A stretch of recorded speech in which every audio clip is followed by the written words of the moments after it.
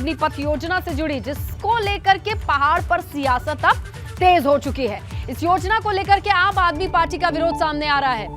योजना वापस लेने की मांग को लेकर सड़क पर बैठे हैं कार्यकर्ता। युवाओं के भविष्य से खिलवाड़, ऐसा आरोप लगा रहे हैं आप कार्यकर्ता। अग्निपथ योजना के खिलाफ सड़क पर बैठे आप कार्यकर्ता। योजना वापस ले सरकार, ये मांग है। तो अग्निपथ योजना को लेकर पहाड़ पर सियासत तेज। योजना को लेकर आम आदमी पार्टी का विरोध सामने आ रहा है। योजना वापस लेने की मांग पर अड़े आप कार्यकर्ता और सड़क पर बैठ करके प्रदर्शन कर रहे हैं।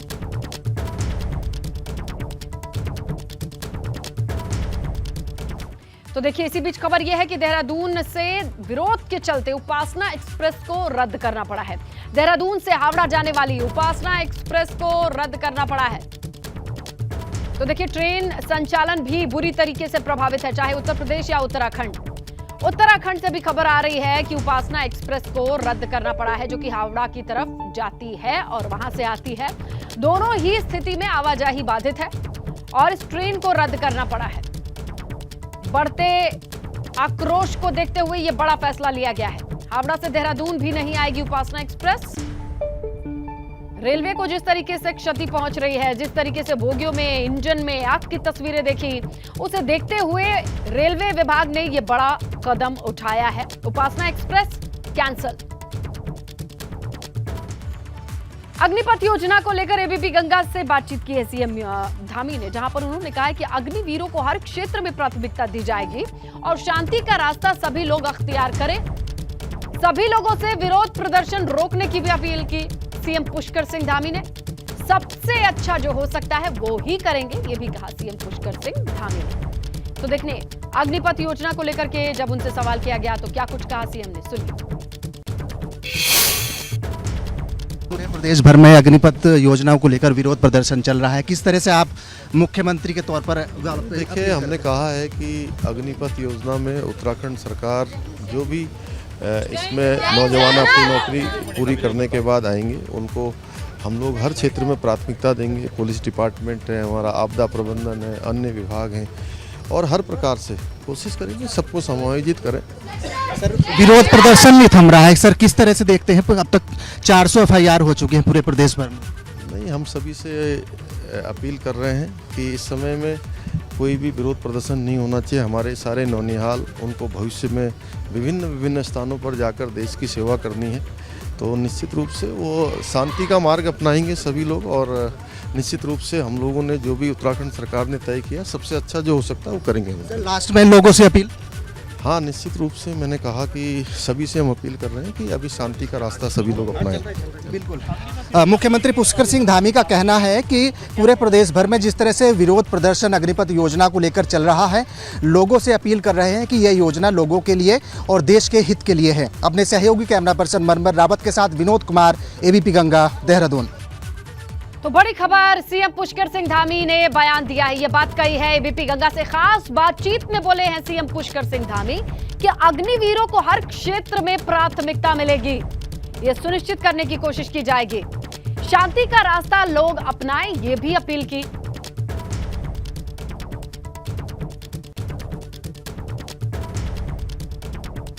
लेकिन अग्निपथ को लेकर के जिस तरीके की तस्वीरें आ रही हैं, जिस तरीके से प्रदर्शन हो रहा है, इस पर विपक्ष का क्या कहना है वो भी सुनिए आप।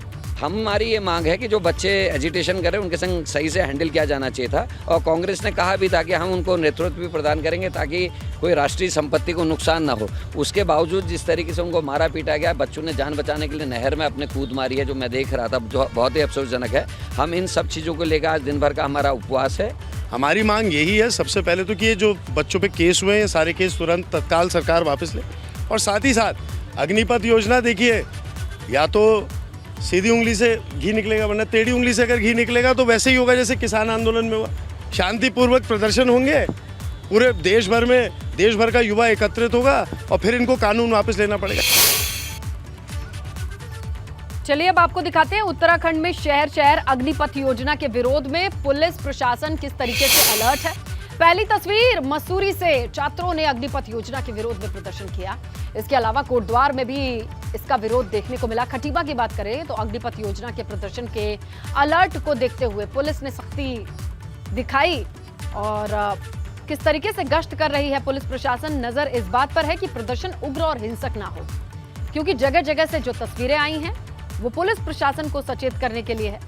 इसीलिए ये 3 तस्वीरें आप देखिए किस तरीके से प्रदर्शन, तो कहीं चौकसी बरती जा रही है ताकि प्रदर्शन में पब्लिक प्रॉपर्टी को डैमेज ना हो, किसी तरीके का नुकसान ना हो, आम लोगों को परेशानी ना हो। लेकिन ऐसा होता दिखाई नहीं दे रहा है। पूरे देश में 13 राज्यों का आप जिक्र कर लें या उत्तराखंड के इन 3 क्षेत्रों का, मसूरी, कोटद्वार, खटीमा, जहां खटीमा में तो समय रहते थोड़े सही इनपुट की वजह से चीजों को कंट्रोल किया गया, लेकिन मसूरी में पुतला दहन करके किस तरीके से विरोध प्रदर्शन की तस्वीरें आई वो आपके सामने है। और अग्निपथ योजना का विरोध प्रदर्शन चल रहा है। इसी बीच कोटद्वार में शांति व्यवस्था बनाई रखी जाए, पुलिस ने कमान संभाल रखी है। चलिए, जगह जगह प्रदर्शन की खबरें तो आ रही हैं, लेकिन माहौल क्या है पूरे प्रदेश में ये समझेंगे हमारे सहयोगी रवि कैंपुरा से। रवि का रुख करेंगे। रवि, किस तरीके का इनपुट आ रहा है, किस तरीके की तस्वीरें तो आ रही हैं जो बयां कर रही हैं कि इसमें खूब सियासत भी होगी, क्योंकि विपक्ष का साथ भी मिल गया है, आम आदमी पार्टी बैठ गई है, उधर कांग्रेस का बयान सामने आया है। अभी ओवरऑल पूरे उत्तराखंड में अग्निपथ को लेकर के किस तरीके की तस्वीर है? बिल्कुल सुनीता, देखिए, अगर उत्तराखंड में अग्निपथ के विरोध की बात करें तो चाहे पहाड़ हो या मैदान हो, हर जगह से इस तरीके की तस्वीरें आ रही हैं। युवा सड़क पर हैं और लगातार इस योजना का विरोध कर रहे हैं। आज भी अगर बात करें तो देहरादून में जहां आम आदमी पार्टी के तमाम नेताओं ने सड़क पर धरना दिया, केंद्र सरकार का पुतला फूंका, वहीं अगर हम हल्द्वानी की बात करें तो वहां पर प्रदेश अध्यक्ष करण माहरा उपवास पर बैठे हुए हैं और वहां पर भी लगातार कांग्रेस विरोध कर रही है। कुल मिलाकर युवाओं का ये विरोध अब एक राजनीतिक रूप भी ले चुका है और पूरे प्रदेश में इस तरीके की तस्वीरें दिखाई दे रही हैं, जहां पर पुलिस कंट्रोल करने की कोशिश कर रही है। कई जगह लाठीचार्ज भी हुई है। कोशिश की जा रही है कि लगातार जिस तरीके का विरोध प्रदर्शन हो रहा है वो उग्र ना हो, और इस तरीके से लगातार पुलिस ने ये भी युवाओं से अपील की है कि वो अपने विरोध को जताएं, लेकिन एक शांतिपूर्वक तरीके से। लेकिन लगातार जिस तरीके से अभी ये भी खबरें आ रही हैं कि जो कल का दिन है वो भी एक बहुत महत्वपूर्ण हो सकता है, क्योंकि जो पूरे प्रदेश के बेरोजगार संगठन हैं वो एक साथ जुटने वाले हैं और इस तरीके की योजना बन रही है। यानी कि कल देहरादून में एक और बड़ा प्रदर्शन इसको लेकर हो सकता है, जिसको लेकर पुलिस अभी से अलर्ट हो गई है। तमाम सेक्टर्स और जोन में देहरादून को बांट दिया गया है। तो ऐसे में जो प्रदेश की स्थिति है वो अभी चिंताजनक बनी हुई है, क्योंकि लगातार जो बेरोजगार संगठन हो, अगर हम राजनीतिक तौर पर देखें तो कांग्रेस हो, आम आदमी पार्टी हो, उत्तराखंड क्रांति दल हो, इन तमाम जो यहाँ पर जो नेता हैं वो लोग सड़कों पर विरोध प्रदर्शन कर रहे हैं और पूरी तरीके से अब युवाओं के साथ हो गए हैं। ऐसे में अगर हम बात करें तो जिस तरीके से अगर हम अन्य प्रदेशों में देखें तो वहाँ पे इस तरीके की स्थिति बन रही है। ऐसे में उपासना एक्सप्रेस को भी रद्द किया गया है। ये उपासना एक्सप्रेस जो है देहरादून से हावड़ा जाती है, तो ऐसे में हावड़ा से देहरादून आने वाली और देहरादून से हावड़ा जाने वाली जो उपासना एक्सप्रेस है वो कल भी बंद रही और आज भी उसको रोका गया है, ताकि बीच में किसी भी तरीके की कोई बड़ी घटना ना हो। तो ऐसे में तमाम जगहों से अलर्ट है। लगातार DGP Ashok Kumar social media के माध्यम से ये कोशिश कर रहे हैं, अपील कर रहे हैं युवाओं से कि वो इस तरीके के प्रदर्शन को रवि, देखिए, भले ही आबादी के लिहाज से उत्तराखंड छोटा राज्य हो, लेकिन वीर भूमि कहा जाता है। यहाँ के युवाओं को देखा जाए ज्यादातर ये सपना पाले रहते हैं कि वो देश की सेवा करें, और ऐसे में अग्निपथ से उनका मोह भंग है या फिर इसे समझने में कोई कमी है या खामी है। ये तमाम चीजें प्रशासन के सामने पहाड़ जैसी चुनौती है। देखते हैं इसे कैसे निपटने की योजना बन करके तैयार होती है। शुक्रिया रवि, तमाम जानकारी के लिए। ओवरऑल अपडेट दे रहे थे रवि किस तरीके से विरोध प्रदर्शन चल रहा है। वहीं अल्मोड़ा पहुंची कैबिनेट मंत्री रेखा आर्या ने कहा कि अग्निपथ योजना को लेकर युवा भ्रमित हो रहे हैं, उन्हें समझने की जरूरत है, समझाने की जरूरत है।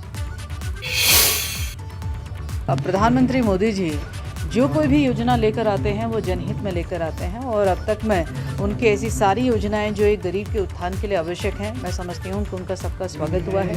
आज युवाओं के उत्थान के लिए आवश्यक था, तो निश्चित रूप से ये योजना लेकर आए हैं। बहुत जल्दी उसकी अधिसूचना भी जारी होगी। तो मुझे लगता है थोड़ा सा समझने का फेर है, इससे ज़्यादा और कुछ नहीं। पूर्णतः ये उनके हित में है। पूर्णतः मैं समझती हूँ कि जो उनका सेना में सेवा देने की जो उनका सपना है उसको साकार करता हुआ जो है ये अग्निपथ एक रास्ता है उनके लिए। उधर भारतीय किसान यूनियन भी अग्निपथ योजना के विरोध में उतर आई है। इसे लेकर हरिद्वार में भारतीय किसान यूनियन के कार्यकर्ताओं ने पैदल मार्च निकाला और इस मार्च में राकेश टिकैत भी शामिल हुए।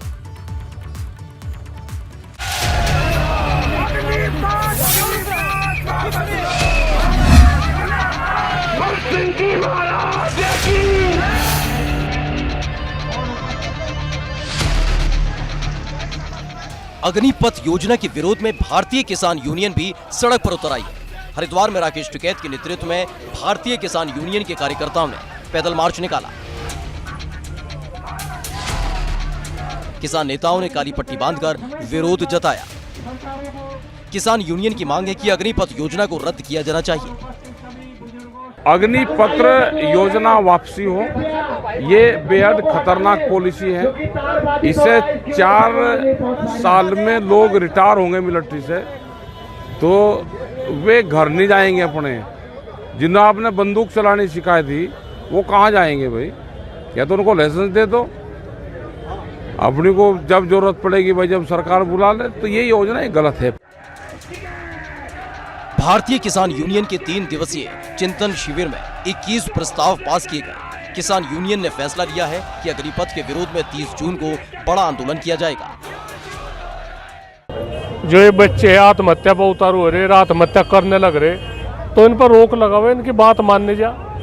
एक जो फौज का एक मान सम्मान है, जो एक फौज का रुतबा है, वो नुकानूर है, उसमें छेड़छाड़ न करिए। 30 तारीख में हर जिला मुख्यालय पे पूरे भारत में, और क्या होगी बातचीत किस तरह की होगी तो देख रहे हैं। तो जो यहाँ की कार्यकारिणी है वो निर्णय ले। पहाड़ पर अग्निपथ के विरोध में युवाओं को गुस्से की आग पहले ही सुलग रही है। ऐसे में टिकैत की एंट्री से ये मामला और गर्मा सकता है। एबीपी गंगा के लिए हरिद्वार से रोहित सिखौला की रिपोर्ट। देखिए, 4 धामों की रक्षक देवी कही जाने वाली सिद्धपीठ मां धारी देवी मंदिर की मूर्ति की शिफ्टिंग को लेकर अभी तक तिथि तय नहीं हो पाई है, जिसके लंबे समय से मंदिर के पुजारी मूर्ति की शिफ्टिंग की मांग कर रहे थे। आपको बताएं कि 16 जून 2013 को आई केदारनाथ आपदा से ठीक पहले धारी देवी की मूर्ति को प्राचीन मंदिर से अपलिफ्ट करके वहां से हटा दिया गया। उसके बाद मूल स्थान पर फिर से मंदिर का निर्माण कराया गया, लेकिन 8 साल बाद भी मां धारी देवी की मूर्ति अस्थायी मंदिर में ही स्थापित है। इंतजार है वहां के तीर्थ पुरोहितों का, पुजारियों का, कि मंदिर को पुनः वहीं स्थापित किया जाए जहां से उन्हें शिफ्ट किया गया था।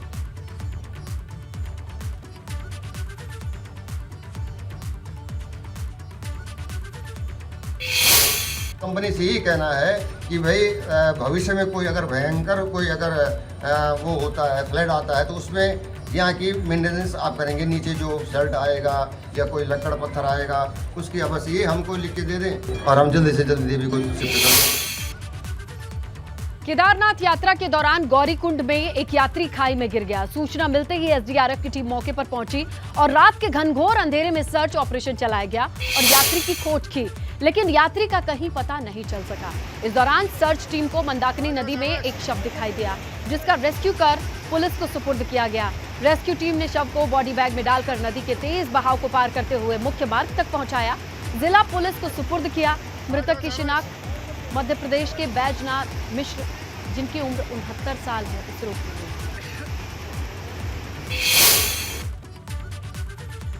आपने कुत्तों को गाड़ी के पीछे दौड़ते कई बार देखा होगा। कई बार वो राह चलते लोगों को काट भी लेते हैं, मगर सवाल ये है कि क्या कुत्ते आदतन ऐसा होता है या करते हैं, या फिर इसके पीछे कुछ और वजह है।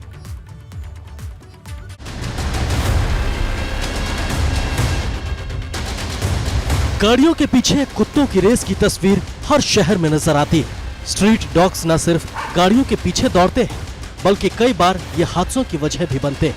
मगर ये सवाल है कि आखिर कुत्ते ऐसा करते क्यों हैं? देहरादून में पिछले कुछ दिनों से डॉग्स की गाड़ियों के पीछे दौड़ने और इंसानों को काटने की घटनाएं बढ़ गई हैं। वेटनरी डॉक्टरों का मानना है कि ऐसा इसलिए हो रहा है क्योंकि इस साल गर्मी काफी ज्यादा है, जिस वजह से स्ट्रीट डॉग्स आक्रामक हो गए हैं। गर्मी बहुत ज़्यादा होने से क्या होता है, एक तो उसका पूरा डाइजेशन पूरा हो जाता है, खाना नहीं खाता, ठीक है, और बॉडी में और भी चेंज होते हैं इंटरनल, है ना, डिहाइड्रेशन की समस्या रहती है उसके साथ में। तो इस प्रकार से कई बहुत सी दिक्कतें हैं जिसके कारण कि वो हमेशा तनाव में रहता है और थका हुआ रहता है। आंकड़ों पर गौर करें तो दून अस्पताल में हर दिन 15 से 20 लोग कुत्तों के काटने की शिकायत लेकर इलाज के लिए पहुंच रहे हैं। ऐसा ही कुछ हाल प्राइवेट अस्पतालों का भी है।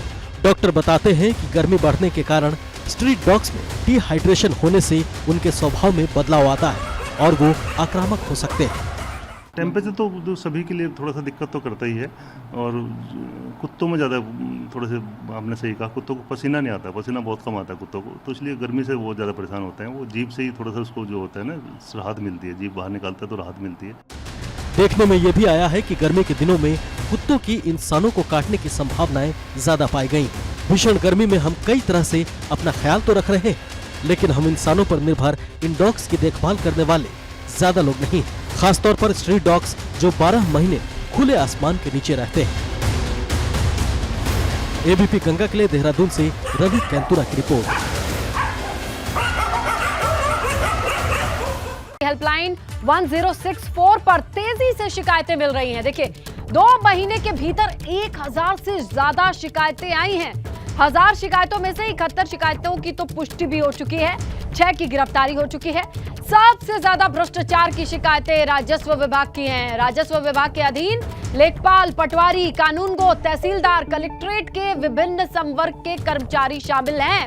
विद्युत विभाग, पेयजल, नगर निकाय, जनता से जुड़े विभागों में भी भ्रष्टाचार की शिकायतें मिल रही हैं। देखिए, बहुत बड़ा आंकड़ा है। 1000 शिकायतों में से 71 की पुष्टि हुई है, लेकिन 1064 माफ कीजिएगा, ये नंबर हेल्पलाइन है जो जारी किया गया है कि आप भ्रष्टाचार की शिकायत कर सकते हैं। वहां पर बाढ़ है शिकायतों की।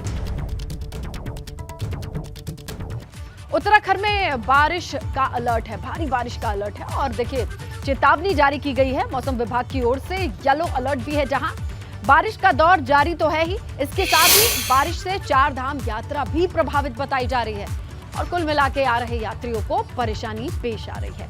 आपदा प्रबंधन विभाग को सतर्क रहने के निर्देश दे दिए गए हैं। इसके साथ ही आपको बताते चले कि मौसम विभाग की ओर से ये अलर्ट जारी किया जा चुका है। कई इलाकों में बारिश का दौर लगातार चल रहा है, लगातार तस्वीरें आ रही हैं, और 4 धाम यात्रा भी प्रभावित है।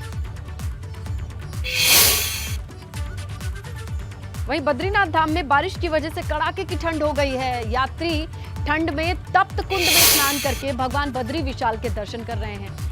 यात्री बारिश में रेनकोट और छाता, इसकी मदद लेकर मंदिर में दर्शन की ओर आगे बढ़ते दिख रहे हैं। वहीं चमोली में सिखों के पवित्र तीर्थ स्थल हेमकुंड साहिब में तो बर्फबारी भी हुई है। हालांकि बर्फबारी से तीर्थ यात्रियों के चेहरे खिल उठे हैं।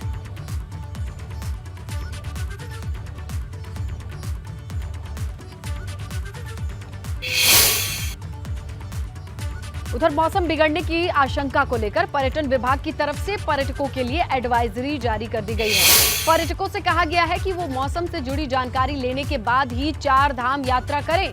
इसके लिए टोल फ्री नंबर जारी कर दिए हैं, जिस पर कॉल करके मौसम से जुड़ी जानकारी ली जा सकती है। तो देखिए, पहाड़ों पर अगर रुक कर रहे हैं, जाने से पहले इस टोल फ्री नंबर को घुमाइए और मौसम की जानकारी लीजिए, तभी आगे बढ़िए। उत्तराखंड में मौसम का मिजाज बदल गया है। मौसम विभाग ने अगले 4 दिनों तक प्रदेश भर में बारिश का अनुमान जताया है। ऐसे में साफ कहा जा सकता है कि प्रदेश के पर्वतीय क्षेत्रों में बारिश हो जाने से 4 धाम यात्रा पर फर्क पड़ेगा। वहीं पर्यटन विभाग ने भी ये एडवाइजरी जारी की है कि कोई भी यात्री यदि 4 धाम यात्रा पर आना चाह रहा है तो वो कंट्रोल रूम में, यानी कि जो पर्यटन विभाग द्वारा जो कंट्रोल रूम बनाया गया है उस पर फ़ोन करके जानकारी ले, उसके बाद ही 4 धाम यात्रा का प्लान तैयार करेंगे। और आप देखेंगे तो सुबह से ही देहरादून समेत प्रदेश के अलग अलग जिलों में लगातार बारिश का सिलसिला जारी है। रुक रुक कर बारिश हो रही है। इससे गर्मी से जरूर लोगों को राहत मिली है, लेकिन ये कहा जा सकता है कि इस तरह से ही लगातार बारिश का सिलसिला अगर 4 दिन तक बना रहा तो प्रदेश के पर्वतीय क्षेत्रों में दिक्कतें सामने आ सकती हैं। एडवाइजरी जारी की गई है। साथ साथ ही सरकार ने भी ये कहा है कि जो आपदा विभाग है वो लगातार सतर्क रहे, ताकि 4 धाम यात्रा में आने वाले यात्रियों को किसी तरह की दिक्कत ना हो, क्योंकि लगातार यदि बारिश होती है तो प्रदेश के ऐसे कई अति संवेदनशील पॉइंट्स हैं जहां पर लैंडस्लाइड से दिक्कतें हो जाती हैं, ट्रैफिक जाम हो सकता है, क्योंकि 4 धाम यात्रा इस वक्त पीक पर चल रही है। छुट्टियां होने की वजह से तमाम जो यात्री हैं वो 4 धाम यात्रा पर आ रहे हैं। तकरीबन अभी माना जा रहा है कि 22 लाख से ज़्यादा यात्री 4 धाम यात्रा में दर्शन कर चुके हैं, और आने वाले दिनों में ये संख्या और बढ़ने वाली है। इसलिए पर्यटन विभाग ने सभी यात्रियों को ये अपील की है कि वो यदि 4 धाम यात्रा पर आने पर विचार कर रहे हैं तो पर्यटन विभाग द्वारा जारी की गई एडवाइजरों का ध्यान रखें। उसके साथ साथ ही कंट्रोल रूम में फ़ोन करके अपनी यात्रा का प्लान तैयार करें, ताकि यात्रियों को यहाँ आने पर किसी तरह की दिक्कत का सामना ना करना पड़े। देहरादून से अपने सहयोगी निशांत चौहान के साथ पंकज राणा, एबीपी गंगा।